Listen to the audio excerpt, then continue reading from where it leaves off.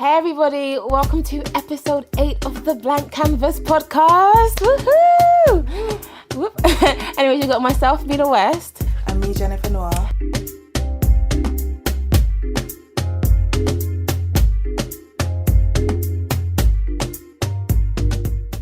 And today we have a very, very, very special guest. We have Ragz-CV in the building. Hey guys, how are you? No, Rags is literally such a sick spoken word artist and does so much for the UK spoken word scene. So thank you so much for coming today. Thanks for having me. We really appreciate it. Obviously, if you're new to the podcast, by the way, podcast is two creatives who come together who just love to chat, talk creative and talk life. So everything in between. We always like to kickstart with a game. And today's game is... When was the last time you...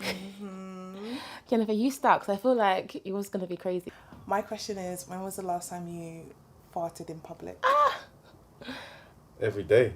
That's a normal occurrence. Really? Like all the time? I guess because you're a guy. Yeah. Do you do it silently or just... Yeah. I try to keep it on the low as well. Silent and violent one. What about you, Vida? In public? Really? I'm quite discreet. Like, if I know a fart's going to come, I like remove myself from the situation. So what if you're outside? Is that public, though? Because nobody's around me. That's probably anywhere outside. To be your fair, I house. had milk the other day, so yeah, I did fart. But that was like in the car. Nobody else was in the car. I'm trying to think. It's not a regular occurrence for me. I'm a lady. I'm sorry. I fart in public, but I just don't fart like on the tube or confined spaces because I think that's so unfair. If I do, But I like run away from the situation as quickly as possible. Yeah. So they think it's somebody else in that area that did it. So it's funny when because I wear headphones when I'm walking. I don't know if it's going to be loud, so I have to shift my headphones just to hear to make sure it's not loud. Okay, what's your question? Mine was, when was the last time you had like a huge argument with someone? You know, that kind of passionate, huge argument. I don't even know. That's been a long time since argument. Yeah. Chilled individuals. Yeah. No arguments. I don't like to waste my energy on arguments like that. That's but good. All positivity in the room. It's good a few years ago at least. I know that. Oh, that's good. Wow. Yeah. Yeah. It's good a few years ago for me. I can't remember. It's probably with family, but That's it's been what I a was gonna while say, ago. yeah. I was gonna like in general. There's very few people that can get me annoyed because I don't care. But a family, I do care. Yeah. So it might have been a family for me, but I can't even think still. Oh, I guess we're all chilled people. Yeah. What can we say? Makes this question too. Bleh. Okay. Have you got another one? I did, but it's just kind of a suppy one because obviously we're in the month of love. When was the last time you told someone that you loved them and like you genuinely meant it? I tell my girlfriend that every day. Oh, that's sweet. She's so pretty. I like stalking her on Instagram sometimes. Like, oh, your girlfriend's so pretty. I always said to her, like, when we first got together and, like, obviously got close and then obviously got to the point where we loved each other. For me, it's important you say every day because you don't know what's going to happen tomorrow. Do you know what I'm saying? So You're going to be talking about some things, very important to say. later on. You're right. You're so right. Yeah, every time I get off the phone with my family, I always tell them I love them. It's like our thing. It was like, I love you too. Oh, that's good. Yeah, man, that's how it should be, isn't it? Yeah, I agree. That's good. I agree. You What about you? It was my mum's birthday the other day, so I definitely told her I love her in some form or capacity. So yeah, I agree that you should probably say it to people consistently more because you never know when tomorrow's promised. I don't think I say it all the time. If I do say it, I think I say it in like a cheesy way, like, I love you, by the way. And my sister just looks at me like, what is wrong with this girl? But I do genuinely mean it. But I do agree in terms of like letting people know more that you care for them and stuff like that. So Okay. So the next part of our pod, we call this the exhibit. This is where we kind of give a shout out to just creative people that catch our eyes and just really interest us. So mine is this really cool designer by the name Yeha Lueng. She's amazing. She has this brand called Creepy Yeha. And she basically designs lingerie, but she mixes it with bondage and chains. okay. Not in a slave way, but in like it's just really provocative. It's really nice. She kind of mixes femininity. It's soft but harsh, and she uses like pastel tones. And I think she models some of this stuff herself. Her body's like really nice, so it's just Really So good. she got the perfect body to model. Perfect body to model her stuff. Really nice. Sounds really lit. What about yours, Mina? Mine this week is an artist called Sarah Awossi. I don't think I pronounced her name properly, but she generally takes portraits of like really iconic black people in history. So she's done one of like Nelson Mandela, Rosa Parks. The list goes on, the amount of people that she has done. She's done Marcus Garvey, and her creative lens on how she presents them is just so sick. Using like loads of bright colours, but still kind of getting their feature like clearly there. I just think her artwork is like amazing. So that is my exhibit this week. I know we didn't prep you on anyone, but if you have a specific like artist you feel like just shouting out. Or yourself. I'll talk about myself later. Yeah. I like, there's a few artists I like, but one artist I'm going to shout because I was talking about him the other day actually. He's been doing his thing for a long time, but I don't think he gets enough clout. It's a guy called Klashnikov. I was talking about him the other day because I heard one of his songs the other day again called Black Rose. Now, everybody knows about Gets' song Black Rose, I'm assuming. Have you heard that? You heard it? You heard Sorry, it? no. Gets Black Rose. I'll listen to it right after. Listen, after this podcast, listen to Klashnikov Black Rose and then listen to Gets Black Rose. But anyway, Okay.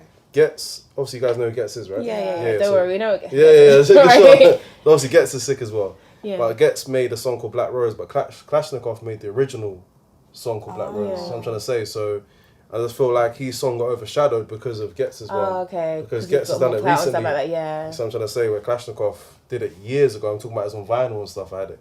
Oh. Vinyl, Yeah, wow. it's actually one of my favourite songs of all time, Yeah. period. Not just our UK song or whatever. Just it's just a great song. So I'll just say, everybody that's listening, go check out Klashnikov Black Rose. That's something for your playlist though. Cool. Will do. Flag. All right, so I wanted to kind of talk about gender roles and relationships. Because to be honest, I was watching this show yesterday, actually. Is this new show on Netflix? It's called, I forgot if it's called Dirty Jack or something like that. Dirty John. Dirty John, yes. Yeah, I saw it. Have you seen it as well? No, I saw it come off on Netflix. I ain't watched it yet. So this woman, she's like older, mature, really successful, built her empire, and she's a single mother. So she's dating again, and she meets this guy, and his name's John. And basically, she's got loads of money, he doesn't have loads of money. Okay. One way or another, he starts like with her money, he starts like spending her money or whatever. Okay, so he starts spending her money. Yeah, or using her money per se. And it's weird because as I watched it, I felt so aggravated. I was just like, what is wrong with this guy? I was thinking, how can he call himself a man and be doing all of this? But I thought, why do I feel this way? Why do I feel men can't do that? But if it was a woman doing it to a man, I'd be like, girl, do you? I'd be so happy for her. But then it just got me thinking about like gender roles. Like, what do we think about gender roles? I won't lie, a lot of things I am old school on a lot of things, and I do believe that the man should be the provider in most things. Not that it's nothing wrong with like women earning more, earning less, but a man should have that spirit to want to support and provide for his girl and do what he can within his means, or at least have the ambition to kind of like go far. So just hearing the guys just like spending the girl's money, I think that's shifty, personally. What do you think from a guy's perspective? It's hard because, you know, we've all been brought up a certain way. So I've been brought up with my house. My dad was the breadwinner. My mum was the one who looked after us. And that's what I know. Yeah. So I could sit here and say, yeah, I think what that guy's doing is wrong as well. But who am I to say that's wrong? Because at the end of the day, it's just something I've seen. Yeah. In other like traditions and other people's households, it could be complete opposite. It could be the dad that's the stay-at-home parent. You see what I'm saying? So it's difficult. It just depends on where I think how you've grown up and what you've grown up around. But me personally, in myself, I have to get up and go, and I want to be the breadwinner. But we're in a new generation now, because when I was younger, my mum didn't have to work. Yeah. My mum has to work now with my dad, because if you only got one parent working, you're not going to make enough money to survive. You know what I'm saying? So even like with me and my girl now, like we both got our own businesses. If we didn't have that, we couldn't really survive going forward. Just what I'm trying to say, doing our own thing.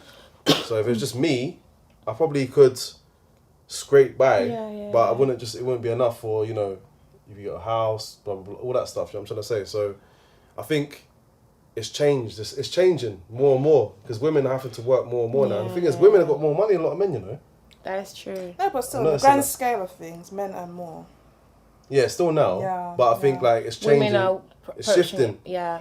Yeah, it's shifting. Like, it's becoming more equal, but obviously it's still gonna be disproportionate for a long time. See, that's my thing about it. It's great that a lot of things are becoming more equal and things like that, but there's some things in gender roles, like I said, I'm just an old school soul, that I think that I believe, I personally, for me, not for any other else, for me, I think it's a guy's like position. So if, for example, me and a guy are seeing each other and I might earn a little bit more than him, I still, in the initial stages of courting or like dating, expect him to pick up the bill, expect him to ask me out, expect him to approach it. When we're in a relationship and stuff like that, that's different, because I can't be dating somebody expecting him to always spend when I've got my own. I wouldn't do that, because I'm about, when you're in a relationship, it's about you support each other and you do what works best for each other and you sort of building together.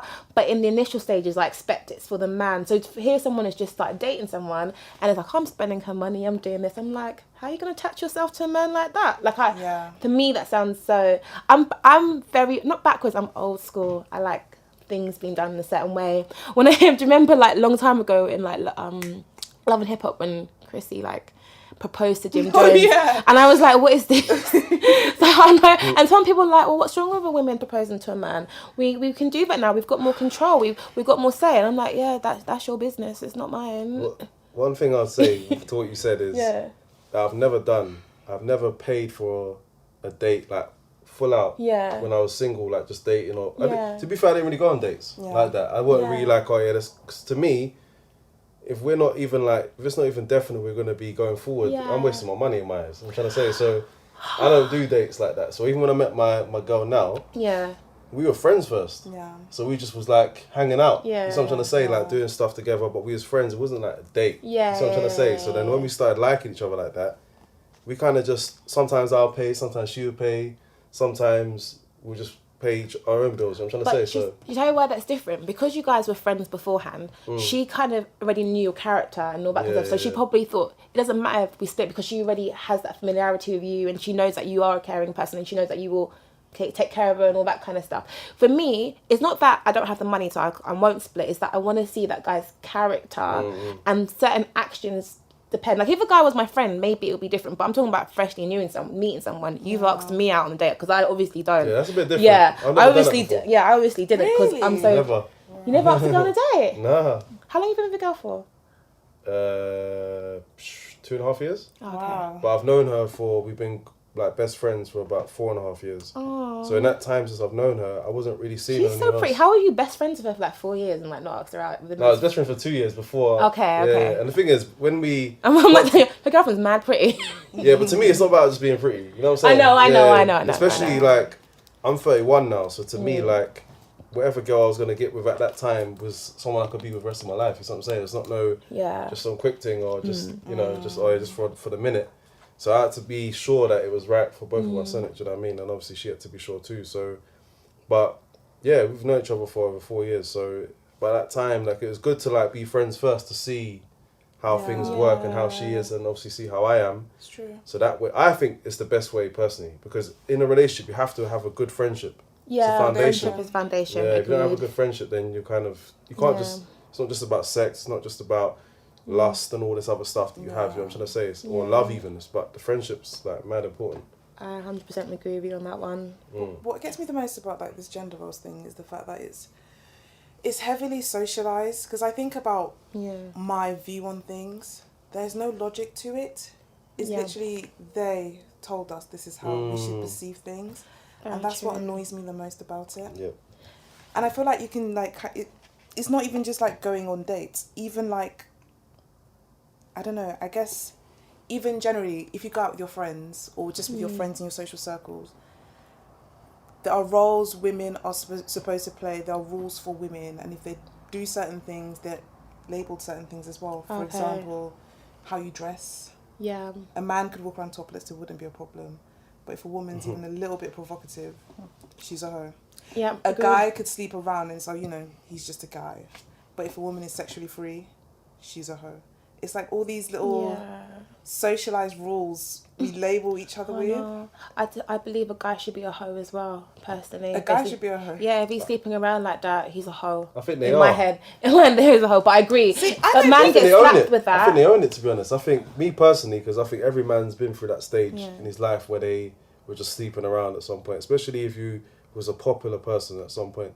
So for me, when I went through that stage, I knew what I was doing. If you called me a hoe, it didn't bother me. But that's the You know thing. what I'm saying? But it's so negative on the woman. Yeah, it's I know, yeah. I'm The gonna women lie. that will cry and call them a hoe. Yeah. It's true. The guy's like, yeah, I own it. That's cool. Yeah, but man, they were like, yeah, you're a hoe, but like, it's like Yeah. a joke. It wasn't like, oh, cussing. It's acceptable. But Yeah. if you guys saw a woman that was sleeping around the way you guys were sleeping You around, know, sleeping around. Oh, She yeah, probably yeah, slept yeah. with man's almost see slept them with in 3 a guys in different light, yeah. like in a year. She's a hoe, and it's just like, but 3 guys in a year is a hoe. that's what some guys would call a hoe. And I think that's unfair. So a girl just simply probably had dated a couple of people, didn't work out, and she slept with 3 guys. Some people will label her a hoe, whereas a guy can sleep with 3 girls in a week, and it's like, wow, your man's busy, and it's unfair. Do you know what I mean? I think we should keep our sexual business to ourselves anyway. Yeah. I don't think we should be telling people, like, you know what I'm saying? Yeah, I know. You get But me? that's the thing. People talk, especially if it's a casual interaction. Yeah. It's very likely someone's going to say something. Especially guys who like to brag as well. Yeah, So yeah. it makes it a bit difficult. Thinking about gender roles as well, I was thinking about it in the workplace. I think, to be fair, it's more on black women when they get labelled kind of like angry black woman, all that kind of stuff, or she's assertive, or she's aggressive, or she's this and that. Whereas if a male was to do the same thing, oh yeah, he's about his business, he knows how to be constructive, he knows how to demand like attention. I think that's quite unfair as well when it comes to gender roles. I'm not saying it's only black women that face it. I know because I think it's all women, to be honest. all women who face that. It's more the aggressive thing that I think that sometimes falls on black women. Yeah, but even like, for example, I'm not trying to like rate Theresa May or anything like that, and everyone's got their own political views on her and stuff like that. But there was a period in time where on the papers they were discussing her skirt, what she was wearing, and all that kind of stuff. And it's like, you know, politics at the moment, why are we now digging on what she's wearing? Versus if it was a male politician, that wouldn't even be a question. And I think that was, for me, that's disgustingly unfair. I'm not going to try to talk about her policies right now. But because she was a woman, they could dig on her through her clothing, through her makeup. Why is her face looking like? Why is she looking old? And it's like, you would never do that to a man. That's the thing about gender roles and gender stereotypes. I think it's way harsher on women than it is on men. Just like you said at work, the women who, I mean, they're usually the women at the top as well. They're really strong, they're really bold, they'll tell you what they want, they're not afraid to tell you no and be, you know, assertive. But if a man does it, firecracker, he's amazing. But if a woman does it, she's a bitch. And I'm not gonna lie, a lot of the women who I have come across who are in top places, a lot of people have not nice things to say about them. Yeah. And it's kind of sad, actually. But then, I feel like there are some things we can learn about men. Because I find, in my opinion, men can be a bit more assertive, especially when it comes to negotiating salaries. It's a huge problem. Women do not negotiate salaries. I'm saying this myself. The job I have now, I should have negotiated higher, but I didn't because it just felt so awkward. But it's totally within my right to negotiate it because I'm worth it. But I didn't because I felt awkward. You feel like, I feel like as a woman, you have to feel, I read an article the other day, you have to feel likable, and it's really annoying because I don't want to be liked. I want to do my job. But you have to feel, you always feel like you need to have a good relationship with everyone. You're so like centered to how you come across to people. And I find that annoying. I think that's still a nice thing though. I don't think so. I think it's still quite nice that, I think innately in us we have that nurturing nature and wanting to like kind of. But it's a weakness. I don't think it's a weakness. I think it can be a weakness. Apart from your relationship with your husband, your children, your friends, I don't think. Because in that workplace, you can kind of bring balance and be that kind of nurturer. But I think, I do agree that we can learn from men about negotiating. One of the things that I learned at work was I had a lot of friends that were in financing and all that kind of stuff. And I had male friends who were in finance and they were like, yeah, I could change my salary to 10k more, just gonna request it. I was like, oh okay. How do you do that? like, please show me the ways. And it also took me a while because I felt like I was being, what's the word? Not disrespected, but not respected enough at work. They'll throw so much at you and then expect you to do this and you're only paying me this small bit. So I started to get a voice later on. I'm still not like as strong on certain things. I want to be that way. But I was really happy when I finally had that conversation with my manager. I was like, yeah, this is what I see people normally get. This is what you're giving me. I can't be a slave for you guys anymore. And we found a way around it. Yeah. I said it maybe in a nicer way, but I did learn from guys. But then the reason why I say the whole nurturing side of us, I still see that as a positive thing, and I don't want to be like completely because my nature is normally to be like, hey, hi, friendly. It's not that I want people to like me. I'm just a likable person sometimes. It's about being able to adapt. That's what I'll say. Like you should be able to adapt to your scenario. So sometimes you're gonna have to be a bit harsh. Yeah, I agree. When you need to be, you know what I'm saying? Because as men, like we have this tag that we're quite aggressive or harsh in a sense. But the best, bosses and best people in business, they know how to adapt to situations. Yeah, true. They know when they need to be assertive or when they need to be a bit more nurturing, as you were saying, because it's in us as well. Yeah, Do you know what I'm saying? We know when to do certain things. So when you're good at it anyway. Yeah, it just seems more as a masculine trait to be assertive. Yeah. And it's allowed. It seems more allowed with men versus women. Not all the time, but just stereotypically. Even in meetings, I'll be in a meeting and we're discussing something really like, something's happened or whatever. Yeah. I find that the men tend to be just more, they don't even sugarcoat what they're saying. They'll just say it. Yeah. Rags. Do you know what I mean? They'll just say it. They'll just speak. But I feel like as a woman, I'm naturally a blunt person, especially in meetings. Yeah, you are. I feel like I have to waste energy thinking about how to make it digestible for these people. Yeah. Water it down. And it's a bit annoying. Yeah, I can imagine you'd be like, how am I going to deal with this one right now? In your head, just thinking, nice word, insert nice word in this phrase right now. So I have to think of ways to speak to people. Yeah. But so back to family life. So how do you see your gender roles with your family?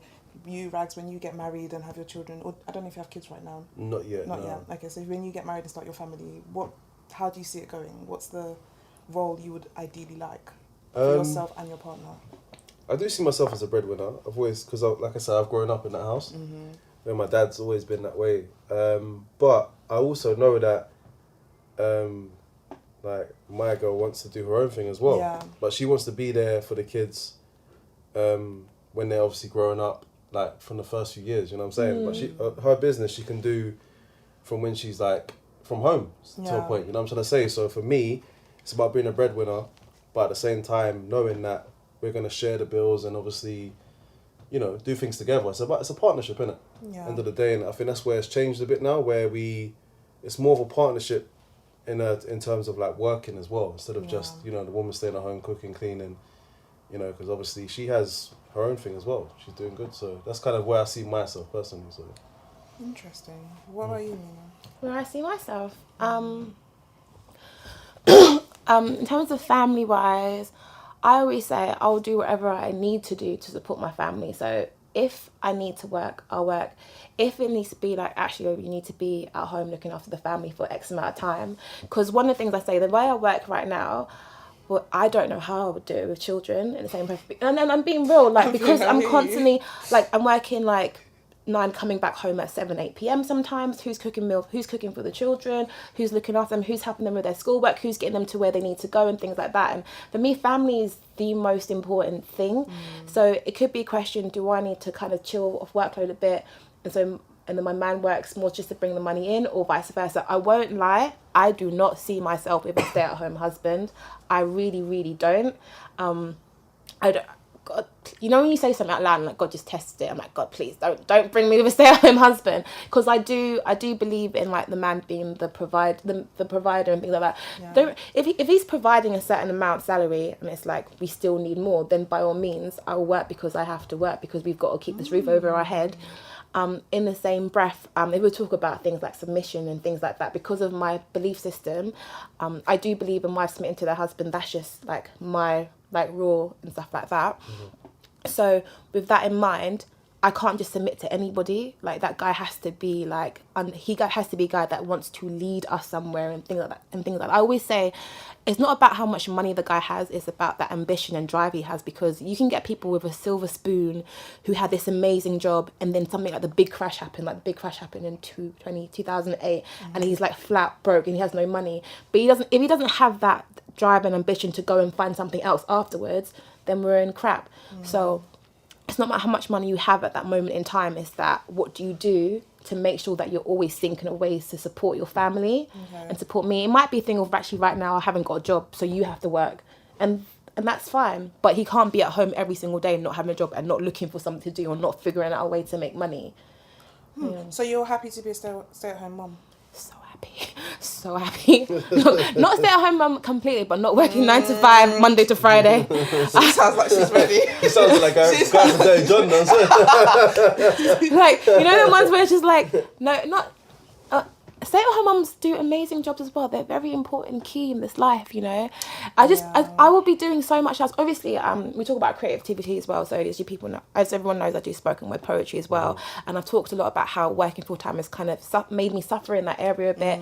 I've got some new news because I'm not going part-time, but I'm dropping a day at work. So I'm going to be able to actually put more into the area as well, which I'm so excited about. But I've just never seen myself as a career-driven person. Like, when I became a manager at work, I cried.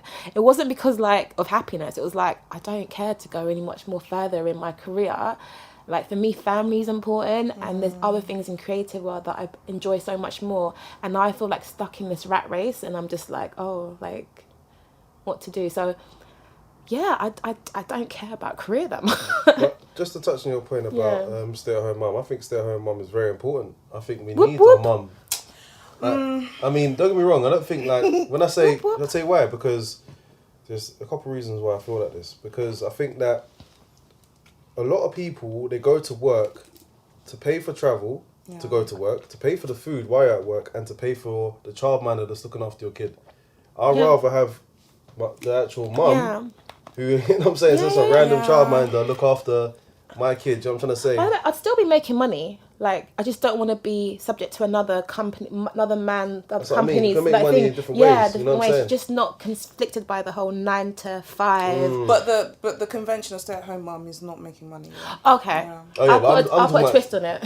Yeah, I don't mean the conventional. Yeah, I think you have to make money some way, even if it's just, even if it's only a little bit, even if it's just you're contributing to a point. But I want, you know, even like with my girl, like what she does, her businesses, she can do it from home. Oh, that's cool. So you know what I'm saying? She doesn't necessarily, she can look after the kids and then still do quite a bit at home. So that obviously helps. And obviously it's about the support system you have as well. If you've got a family around you that's there to support you, like your mum or your dad or whatever, then like, you know, you're good. But I just think you need to have that mum there, especially for the early years. Like something this is a really small thing that happened at an old workplace. This guy, he had to look after his child, so he was like to his boss like, I actually need to work from home this day because him and his girl was like broken up, but he had this child that day and he couldn't get anyone else to look after his child. And the boss went to him like, I don't think you should use that excuse to work from home. And I was like, huh? Like, how could you say that? At the end of the day, he's not even saying I'm not going to work. I'm just saying like right now, my child is more important and I have to look after my child.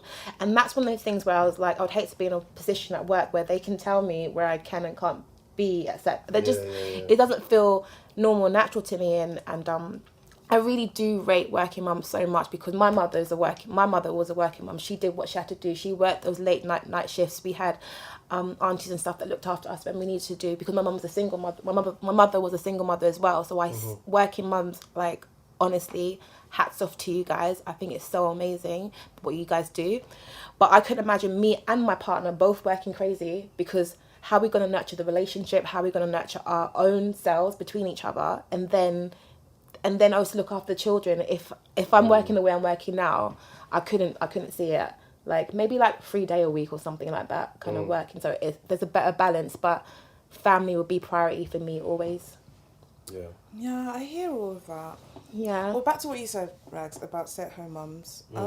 I hear what you're saying, because my sister went to kind of like a private-ish, I don't know if it's private actually, sixth form.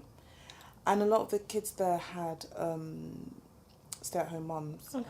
And she was like, because I've always bashed stay-at-home mums, and she was like, mate, there's a big difference. You can tell the difference when a parent has been present to raise the child. Like, it's very obvious. Definitely. So I think, yeah, I can definitely understand that. But then at the same time,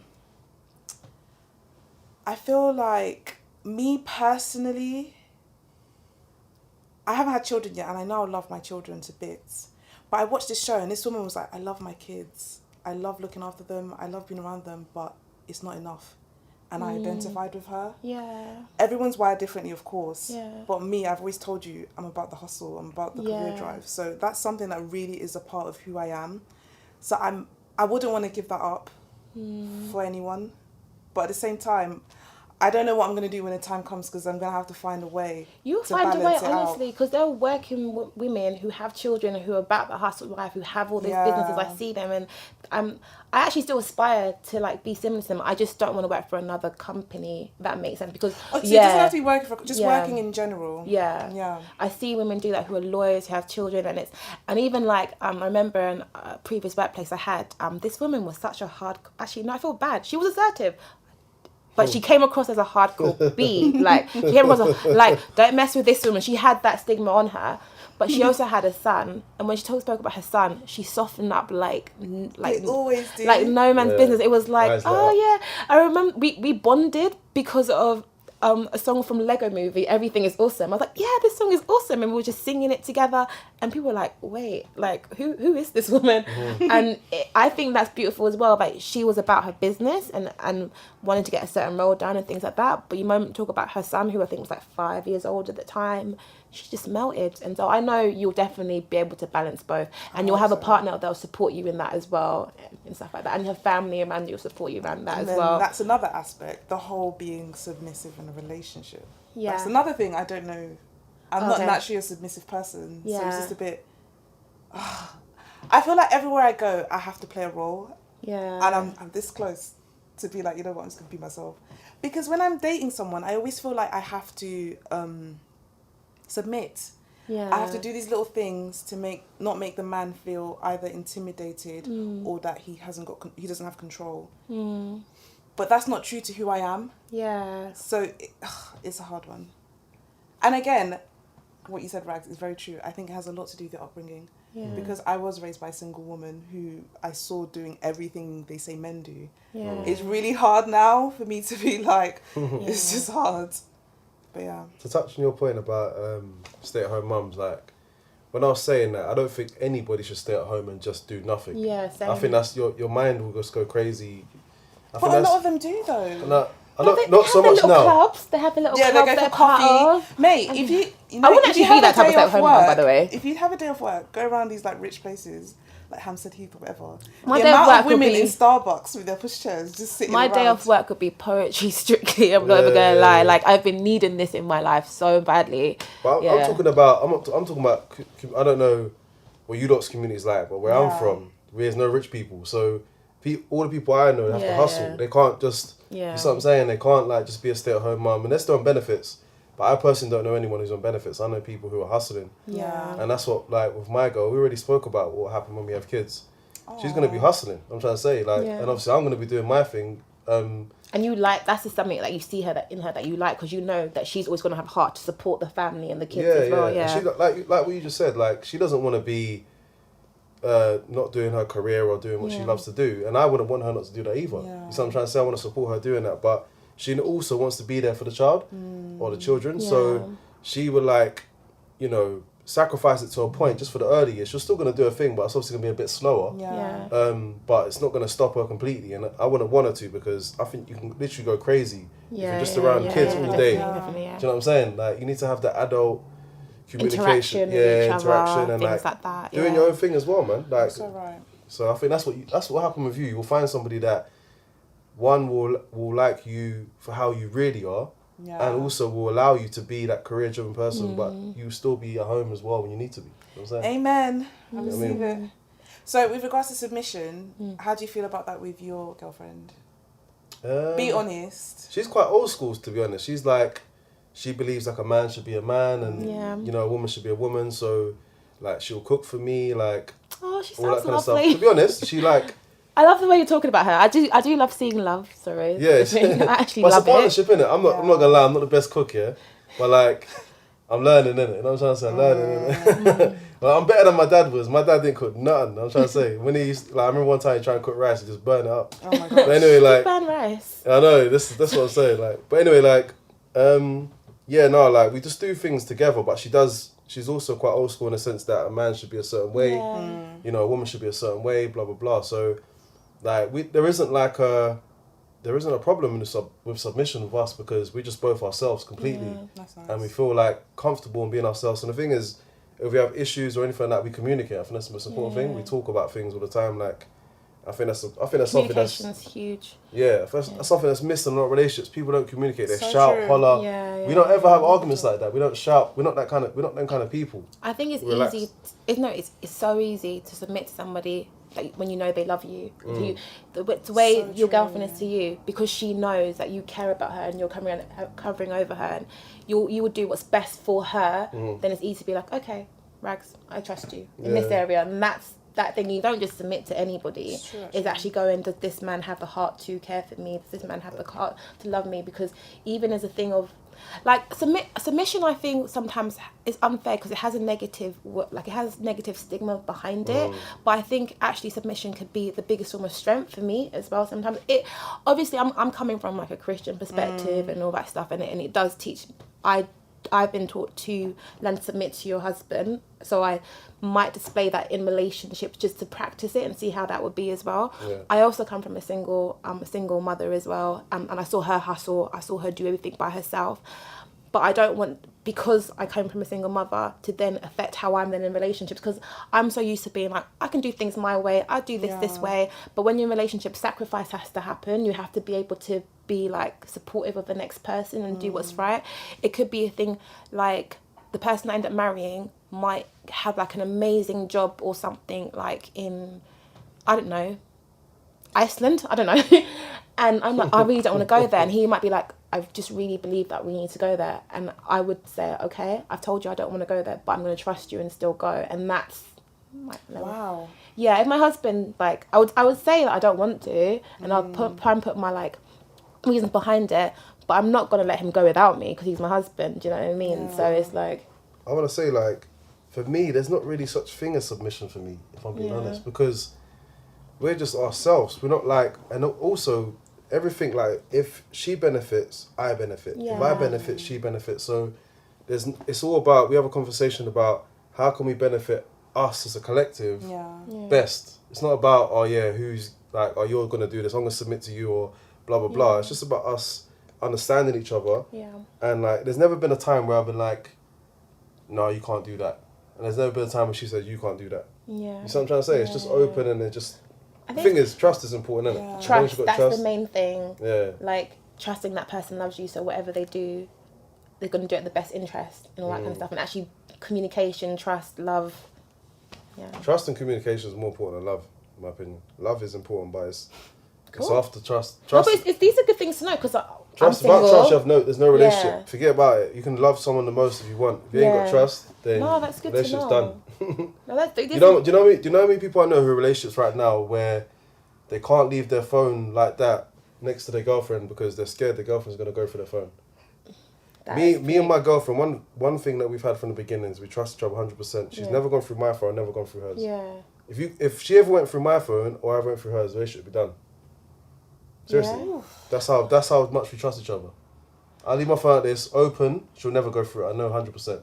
And vice versa. Because if you've got to go through someone's phone, that means you don't trust them. No, facts. Straight away. So true. I love it, those relationships I've seen. It's more, I follow the real, and I love listening to Tamara.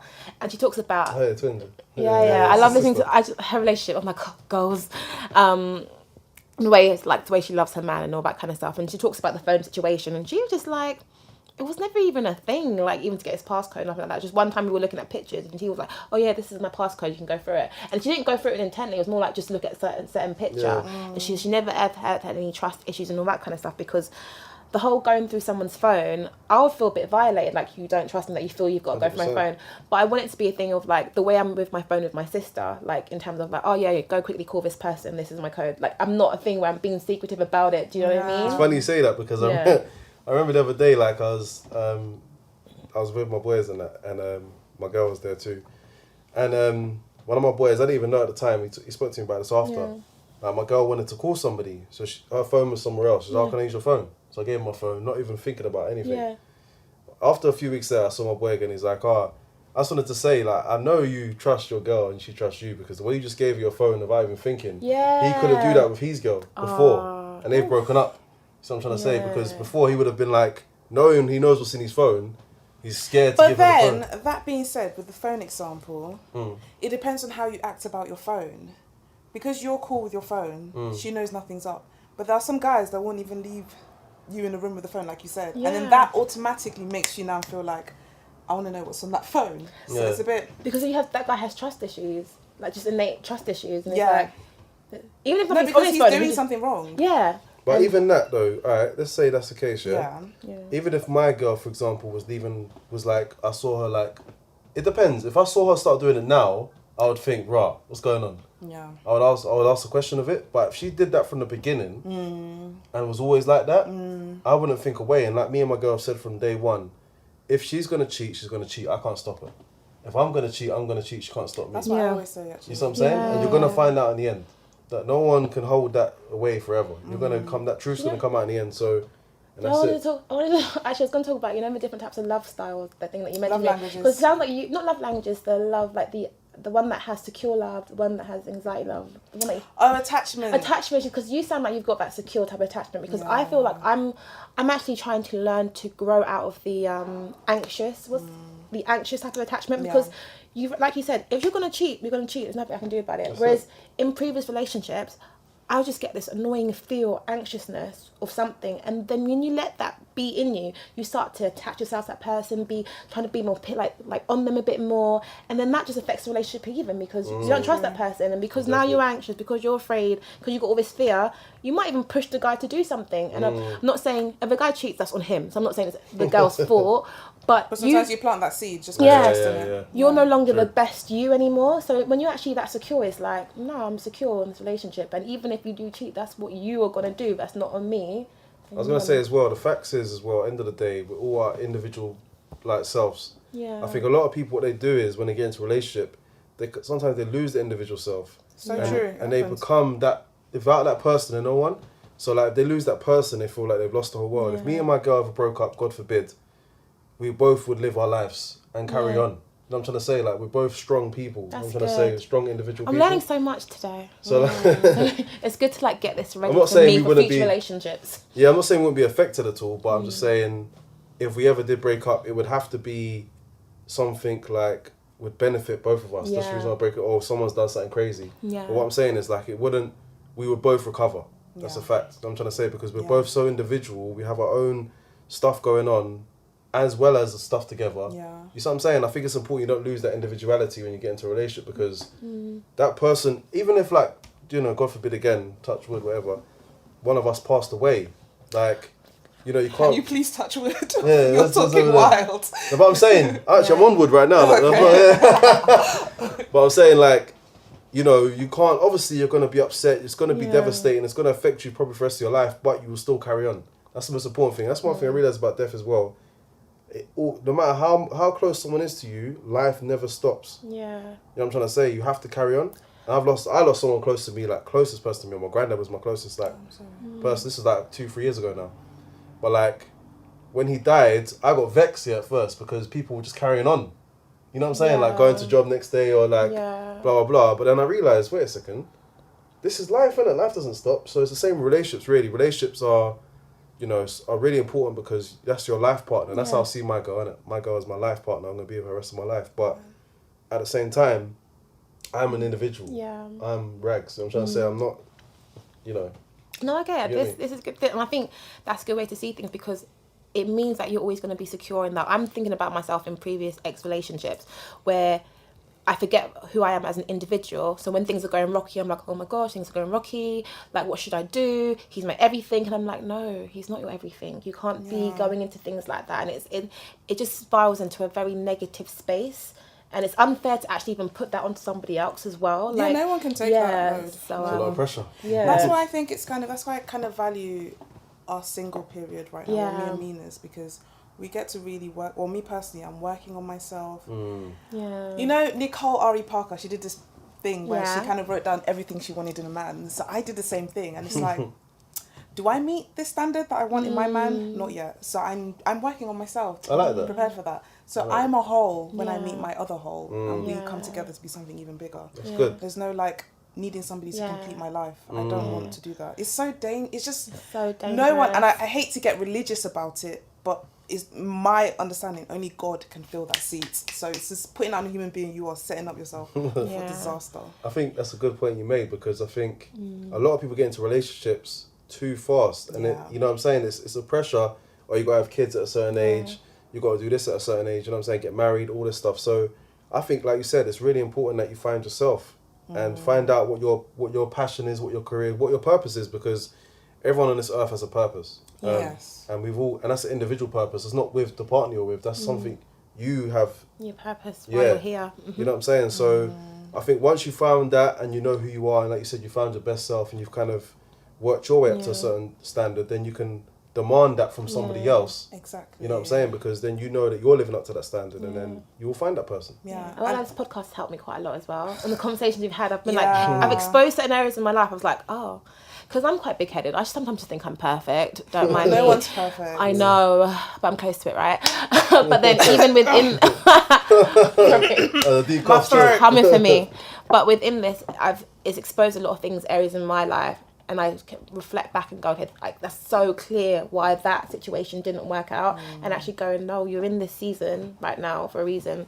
Embrace it, learn, interrogate it, like, all those negative traits about yourself right now, literally go through it right now and go, don't just say, oh, this is how I am. No, work on these areas. You can be a better person, and don't be all this negative ball of energy, then attach yourself to somebody and then just become even worse. Do you know what I mean? It's so weird. Like, I'm at a point right now where it's really weird. I don't know why it's happening now, but all of my negative traits are like in my face. I can't even avoid it. Like, I'm so aware of the things that I do that are wrong. And I just can't imagine having married someone in the past and only just discovering this now. I don't know how it would have worked. So I'm kind of grateful that I got to, like... Yeah, facts. Obviously, people realise this at different stages in their life. But I'm glad that I got to be single and understand this and work on it. Yeah. That's good. I think it's interesting. There's one more thing about relationships. I think one of the most important things as well is supporting your partner in what they do. Yes. So I'm trying to say, that's one thing me and my partner both do well, is that we support each other in our passions and our purposes. You know what I'm trying to say? So, like, she's a trustee of my charity that I run. Oh, wow. You know what I'm saying? So she's, like, very important to the organisation. That's beautiful. With her businesses, like, I'm always there for her when I need to be. And the thing is, both of us will, like, will holler at each other first about something. So say, like, she's doing something or wants an opinion on something, she'll just WhatsApp me or ring me and say, look, Rags, what do you think of this, blah, blah, blah. And I'll be like, yeah, that's good, but you could maybe do that. Or something I'm trying to say. So we're just there for each other to just give advice and help. Yeah, exactly. So... Beautiful. Supporting each other and your dreams and your passions is very important as well, because I couldn't be with somebody that doesn't support what I do or doesn't care about what I do, because I know my purpose on this earth. So if someone isn't supporting that, then we're not right for each other. It's true. Very, very What is true. your purpose on this earth? My purpose is to help people through my words. So through poetry, through spoken word, and through creativity as well. So that's why Poetry Unity is perfect, because it allows me to help people through poetry, basically. So. And you help so many people. Like, I know we're not in the plug-in stage right now, but Poetry, what your organisation does is so lit that you have that every single week. Other than the fact it being South London. Passport. Brixton easy to get to, man. Far for anyone to get to. I see the stuff that you constantly post about it, and how you also just bring out other youths as well in terms of what they're doing, get them to use their words, get them to rethink their thoughts as well and everything they're doing. I think it's beautiful. So you're doing a lot for the scene of poetry, but just for people as well, and bring that together. That's more important to me than the scene. The scene is all well and good. You know, that will naturally grow through what I'm doing, but it's about helping people on a deeper level, like obviously mentally, like a lot of people suffer with mental health issues. Poetry is amazing, like escape with that. And I'm trying to say, it allows you to like speak about things you're going through without feeling like you're going to be judged. And like, it's almost like writing a diary. You know what I'm trying to say? Like, it's just... That's how I always say how I started poetry. So I started poetry through... I used to write in a diary a lot, and then some things would rhyme. And like, they sound hella corny for me, but it helped me go through it. Like, I would literally write out my anger. Like, my early poetry was... I don't even know who that person is anymore. And I don't know what happened. Just one piece, I felt like okay to share with a friend. And I was really surprised by their reaction. I'm like, no, you're actually good. Because I didn't think these times was... many years ago, poetry wasn't really that big in the scene. It was only kind of like stuff you see in the US and stuff like that, what they do. And for me, it always starts off with, it used to be my diary, it used to be my own thoughts. I call myself a selfish poet because I never initially wrote for somebody else, I wrote for myself. And then you actually see how it helps other people, so you feel selfish not to share. But I think it's just Yeah, I think like that's what I was putting myself to do anyway. I just feel like I was here to help others because I've got so much strength for myself. Yeah. Do you know what I'm saying? I don't really get affected like by things that much. It's hard for me to get affected. Do you know what I'm saying? So because I know that in myself, I can like, for example, if you're in a room, Yeah. like say for example you was at my event on a Wednesday, if you're like, you know, if you're hypersensitive, you could easily leave that room feeling quite negative because a lot of people talking about suicide, talking about mental health problems, Deep. talking Talking about about family issues. yeah, dad. You know what I'm saying? Like so many things. They Like, go into details where, like, while you really are exposing yourself right now, some people go like, rape. wow. I've had Yeah. So and if, this is a weekly basis. This isn't like, oh, you hit one night. Yeah. And then the next night is positive. You know what I'm saying? There's a lot of energy, different energies in that room. So don't get me wrong, it's a very supportive space and it's a great place to be. But if you're hypersensitive, it can really affect your energy. Do you know what I'm saying? Being around all that stuff. So I think that you have to be a certain type of person to be able to do what I'm doing, if that makes sense. You can't just be like, you have to be quite strong in your mental and also caring as well. You have to care about other people to a point, even more than yourself to a degree. You know what I'm trying to say? So I just think the way I've been brought up and the way like I'm designed is perfect for me to do this. It's just why it's my purpose. Do you know what I'm saying? It's amazing. All right, so what's happened this week, Mina? So let's kickstart off with 21 Savage. British 21 Savage. British. Newham General. Newham. So he's out now of what they call it, Ice. Ice. Yeah. Yeah, he's out now of Ice. That was very interesting. Obviously, when that news first came out, people were like, "What? He's British?" Like, I had to read it again. I was like, "What's going really on?" confused. But I do feel like he was. I listened to one of his interviews. Kind of unfairly treated because he's been there. I think since like 11 or 12 years old or something like that.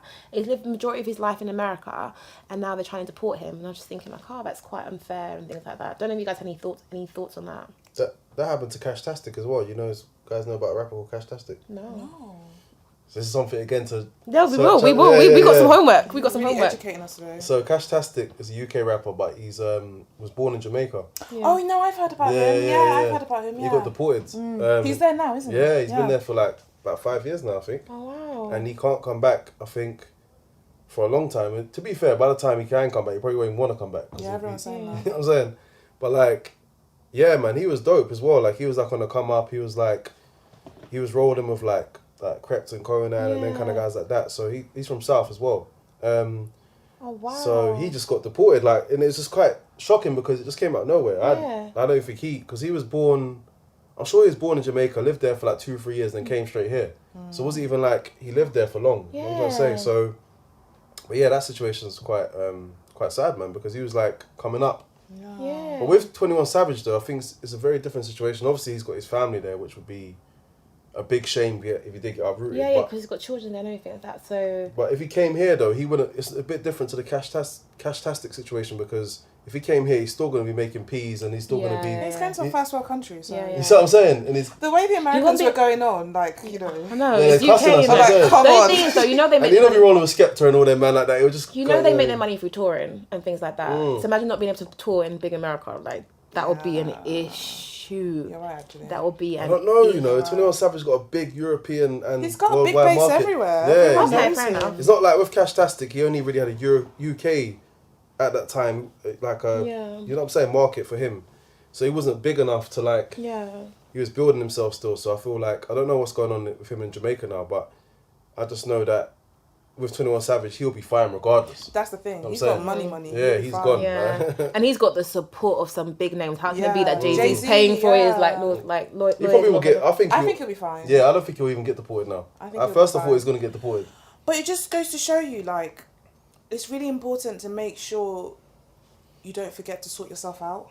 Probably he was trying to sort himself out though. Like he had already put in for his papers and things like that, and it's been on hold for the past 2 years or something. But he actually has been trying to sort out his papers. No, I hear that. I totally hear Yeah. that. But like when you think about the actual like facts, he's like 20-something years old. Like I don't know why his parents didn't think about this as well when he was younger. I'm not trying to shed any blame on anyone. I don't know what the situation is, but you see this happening all the time. There's another woman.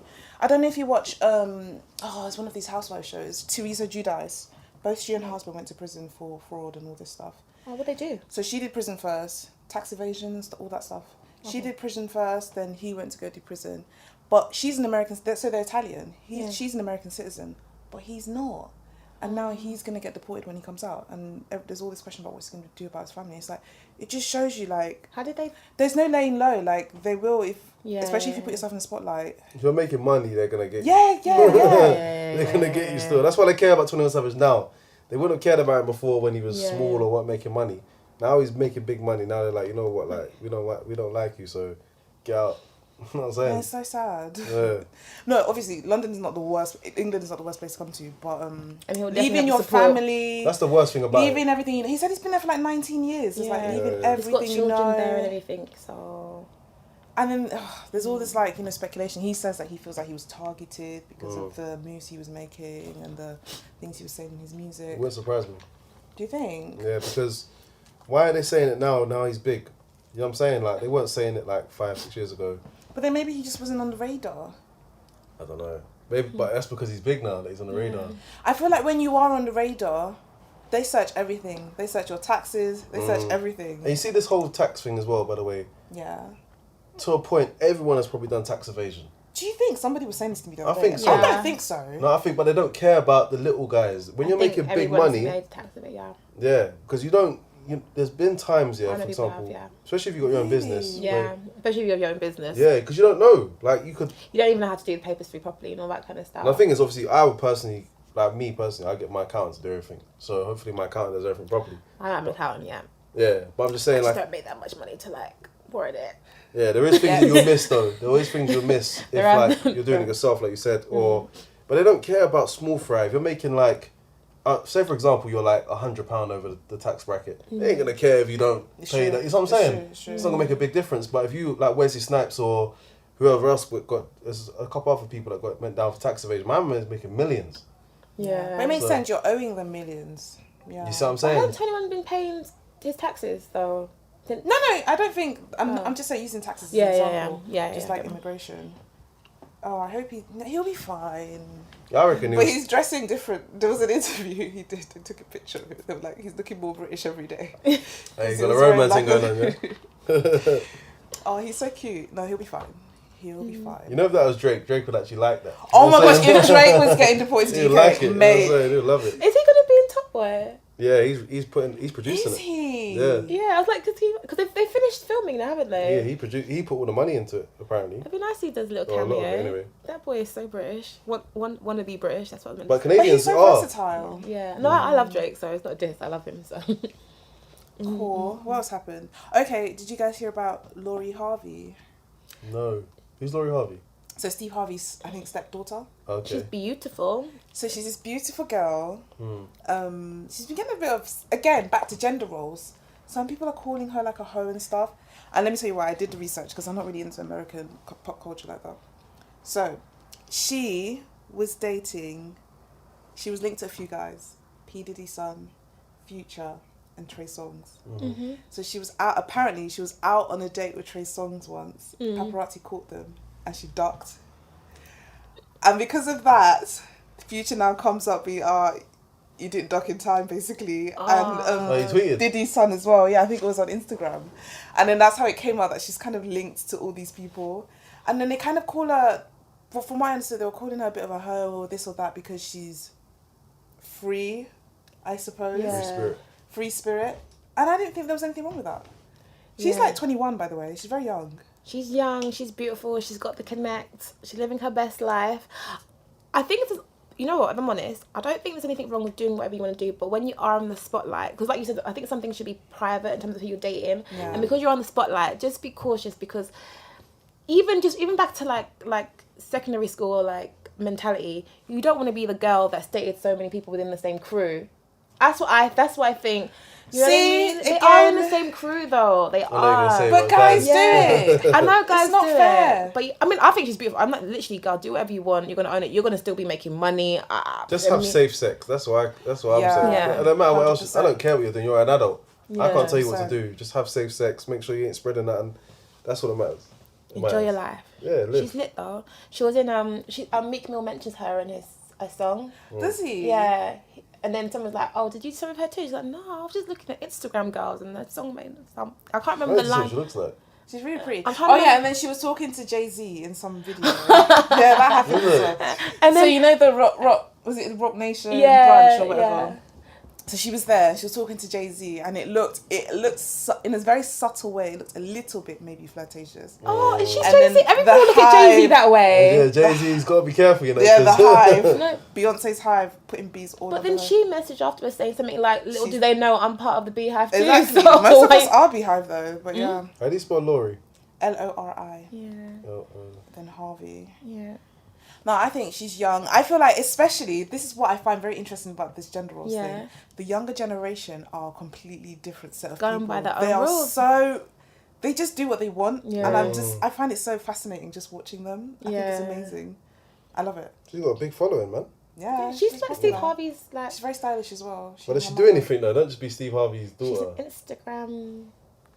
I don't know, maybe she might be a stay-at-home mum one day. Don't know. Yeah, She's Insta about that. famous. She's about that life. I've seen so many She's people a now. socialite. Yeah, Yeah. she's a socialite. Being a socialite now, And Meek Mill mentioned her in his song as well, and he's like, I can't remember the line, but he's like, I'm trying to get me a Lori Harvey, something like, he said something like that. So yeah. Charlamagne asked him about that, and he was like, nah, just looking at girls. What were you going to say about socialites? no, I was gonna say it seems like socialites are just like, it's like you can go on Instagram, yeah, type in a random name, and you don't even know who the person is. They're not even connected to like a celebrity or anything. Yeah. And they've got like 5 million followers. I'm like, who is this person? What did they do? Yeah, literally all they do is take nice pictures and have a fake caption, some deep caption that doesn't relate to the picture. You know what I'm saying? Yeah, we all know about these girls. And then they just got bare followers. It's like, you know what I'm saying? It's like, what are you actually doing? Like, But do you know what? First of all, wait, that's funny because we can now talk about the Instagram loss of followers. Did you hear about that? Yeah, No, they what came back happened? though. Oh, did they? Yeah, because I had that. Really? But for me, I was like, the way Instagram works for me is that like because I just kind of post up poetry in my own life.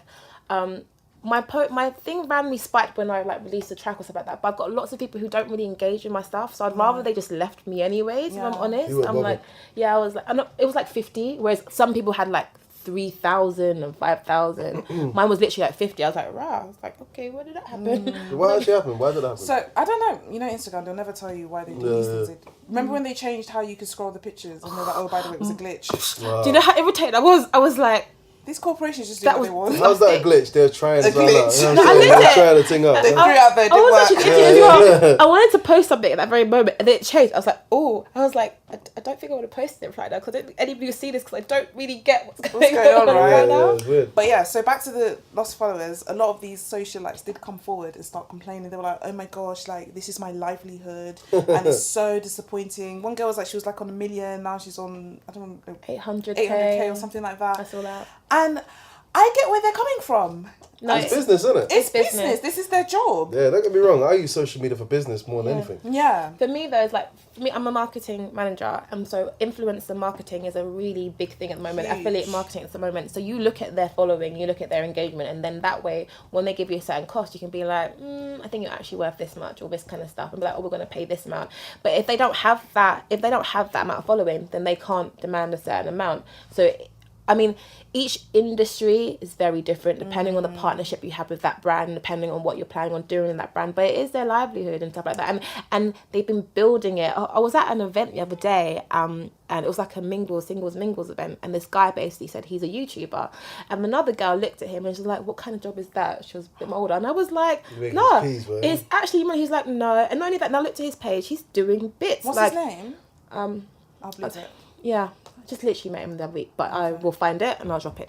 I'll mention it. And he's like done things where he's interviewed Michael B. Jordan, he's making his own content. And the way the girl, because he said YouTuber, she literally looked at him and she was like, what is that? And he was like, no, I have to plan my content, I've got to do this, I've got to build my following. And it's a job. We can't snob social media as a future. It's kind of like when technology was taking off and people were like, what's this technology? You better get with it. No, and even that, like, you'll get left behind. one of the people that Definitely. people love to do case studies around is a person called Zoella. So Zoella was one of the original UK persons that who did like the makeup on makeup on camera and all that kind of stuff. Now from her big YouTube following, she now has her own makeup brand in Superdrugs and things like that. She was able to buy like 5 different houses on her street so her parents can live there as well that's it. and all that kind of stuff. all from YouTube. They're She making started off money. simply saying I was too shy, but I thought I'd just post things up on YouTube. I think she was one of the originals that was doing it. My girl was making money, like around $1 million. She's worth like over $1 million, I believe now. Even Patricia Bright, didn't she I just say she know. paid off her mortgage? Like, it just Yeah. shows you, like, So- there is money to be made. So I understand the people who do complain. And I know, Rags, I know it looks like they just take pictures. You're like, just taking pictures. But if you see them, because I'm going to Fashion Week still, Yeah. it's still going on right now. And if you see the amount of work it takes to get the clothes, look nice, stay slim, stay looking good, take the pictures, talk to people, socialise, get your name out there, make the right connections, just constantly. I can't even imagine the ones that are introverts and have to pretend to do all this stuff just to get their following. And to be fair, Rags, Crazy. we're in a similar thing in terms of poetry. I'm not gonna lie, yeah. Whenever I go out, yeah, and I have friends with me, I'm like, yeah, take pictures of me whilst I'm performing, and they take a crappy picture. I get so irritated because I want to post when I'm about stuff, but the picture's crap. I can't do anything with it because there's no point in me posting it because we have to constantly be like promoting ourselves as well, because if you're out there, like whenever I get gigs, it's just from somebody who's seen my stuff and like, oh yeah, you're good, and then that's how I get my gigs, or me kind of putting myself out there. Exactly. And so we've got to take good pictures too, because it has to look appealing so people could want to go on the pic. I guess I've had all performances, yeah, and now I don't get pictures. I cuss my friends out all the time. I need a photographer friend. Like, I legit need a photographer friend to come around with me. I know, it's hard to People get do right not pictures. take good pictures when I perform. And the thing is, people don't take good pictures, and they want a good picture of them, but they don't want to take a good picture of you. You notice that? I have this So one friend, good. every time she's with me, I don't even bother with pictures. Yeah, Forget it. it's like this. Forget You're not even it. looking, they're just like, yeah, press the button, that's it. But I think marketing is key, and I think that's what I use social media for. I And need that's to the reason learn I'm to on do it. this more. Yeah, it's so important, and I I think, need to you be know, better at it too, even though I do marketing. I find it weird to market myself. I need to Yeah. learn the social media game. I don't really post much, and I should post more because I do take nice outfits and stuff, but I just never. It's so much work. it's a job. It really is A a part job. of my job, like with Post Unity, is literally social media, because young people are on it so much, and obviously that's our market. So obviously So true. we need to make sure we young people are seeing what we're doing, and they can, you know, come to the activities and stuff like that. So social media is like, yeah. That's why these ladies that are like doing these things where they're taking pictures. I'm not even cussing it. I'm just saying I just find it funny how the caption never matches the picture. It's always like some provocative picture, and it's always like. And the worst thing is, you know what makes me laugh about them is the guys that hollered in the comments. Like, oh yeah, I'll take you out, I'll do this. Just the girl ain't listening to you, innit? Why are you even like, you know what I'm saying? Why do these guys? He's shooting his shot. Nah, man, you can't do it to them girls. If girls got like 1 million followers, and you got like some random dude on Instagram, like a couple thousand, whatever, you're wasting your time. It's not gonna work. Oh my gosh, I hope followers has become currency. It has. Yeah, in social media world, followers is currency. Goodness. It's crazy. So Is it? I think I'll give you an example. It is, but yeah. I don't think a guy Yeah. could move to like a random guy, unless like, if I'm not saying it's impossible, but I think it's rare that a guy with like say 100 followers could try to move to a girl with 1 million followers. She's gonna pay attention. Facts. I think if a girl had 100 followers and a guy had 10,000 followers, she might be like, okay, if she likes how he looks, she might actually like listen to what he's got to say at least, or if she's single and she's whatever. So I think followers do make a difference in terms of how you're perceived, and it shouldn't be that way, but it is. Sometimes it's followers, but sometimes also association. So, like, there's certain guys, I'm not trying to talk about myself right now, there's certain guys who are doing bits and all that kind of stuff, but they might tag, like, their friend who does something. So, say, like, if a guy speaks to me, and I can see who they're connected to, because there's a lot of people in the background who don't care about followers, but they might be a producer, That's the or that kind of thing. stuff. Yeah. So, it's followers, but also it's, like, who you connected to. There's this guy. As well. There's this guy I know. What is he? He's a stylist. He's so low key. Yeah. He's followed by Naomi Campbell, Drake, everyone. He's got like a couple hundred followers. He's so low key. Nobody even knows about him. Yeah. So it doesn't always mean something. But yeah. I think it's connection with that. So like followers as well as who you're connected to. Yeah. And in terms of the way you're trying to move to people. Yeah. Yeah. Nah. It's like a weird algorithm. Yeah. Oh, social media. Gotta love it. Okay. Also, we need to talk about. I'm tired of talking about this. Do you want to talk about it really? I don't want to talk Then about. we don't have to talk Do about you it not then. talk about it? Yeah.